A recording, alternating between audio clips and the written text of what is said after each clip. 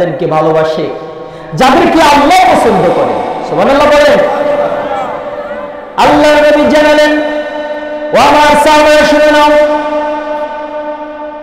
আল্লাহ রাব্বুল আলামিন যখন কোন বান্দাদেরকে ভালোবাসেন, মহব্বত করেন, সঙ্গে সঙ্গে আসমানের যত ফেরেশতা আছে সব ফেরেশতাদের কাছে বলে দেন, আমার ফেরেশতারা, দুনিয়ার জমিনের মধ্যে আমার অমুক বান্দাকে আমি আল্লাহ ভালোবাসি, সুতরাং তোমরাও তাকে ভালোবাসতে শুরু করে দাও। জোরে বলেন সুবহানাল্লাহ। আসমানের ফেরেশতারা ভালোবাসতে শুরু করে দেয়।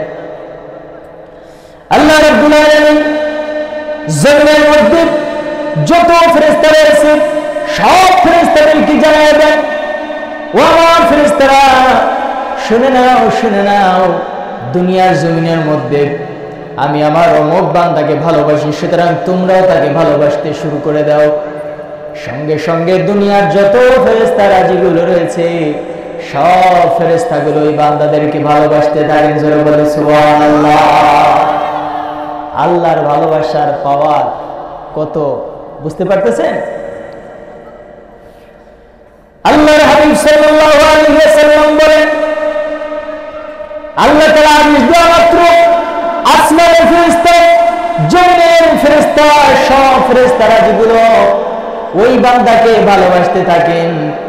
পক্ষান্তরে যখন আল্লাহ পাক রব্বুল আলামিন দুনিয়ার মধ্যে কোনো বান্দাকে ঘৃণা করেন, ভালোবাসেন না, অমনি ভাবে আসমানের মধ্যে জানায়া দেন, ও আমার ফেরেশতারা, শুনে নাও, শুনে নাও, দুনিয়ার জমিনের মধ্যে অমুক ব্যক্তিকে আমি আল্লাহ ঘৃণা করি, সুতরাং তোমরাও তাকে ঘৃণা করতে থাকো।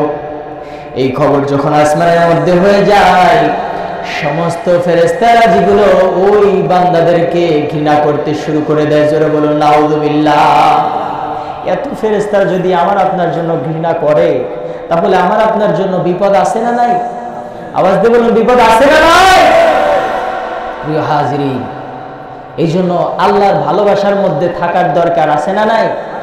যারা আল্লাহর ভালোবাসায় থাকে, যারা আল্লাহর মহাব্বতে থাকে, এরাই প্রকৃত জান্নাতি। সুবহানাল্লাহ বলেন। যে ব্যক্তি আল্লাহর ভালোবাসায় থাকে না, সে ব্যক্তি জান্নাতে যেতে পারবে? আওয়াজ দিয়ে বলুন, পারবে? কখনো পারবে না। আমার ভাইয়েরা, আমার বন্ধুগণ, এরপরে যখন আল্লাহ রাব্বুল আলামিন কোন বান্দাকে ঘৃণা করেন, সঙ্গে সঙ্গে আসমানে ফেরেশতাদেরকে জানায় দেন, এরপরে আবার জমিনের ফেরেশতাদেরকে জানায় দেন। জানায় দেওয়ার পরে জমিনের ফেরেশতারাও সেই বান্দাদেরকে ঘৃণা করতে থাকে। এমনই ভাবে ঘৃণা পোষণ করতেই থাকে। তাহলে যদি ফেরেশতারা আমাদের জন্য এরকম ঘৃণা করতেই থাকে, তাহলে আমরা হব কপাল পুরা, ঠিক কিনা? আজকে যারা মাহফিল প্যান্ডেল বাদ দিয়ে আল্লাহর ভালোবাসার মধ্যে না থেকে যারা বাহিরে এলোমেলো ভাবে ঘোরাফেরা করে, তারা হবে কি? কথা বলেন, তারা হবে কি? কপাল পুরা।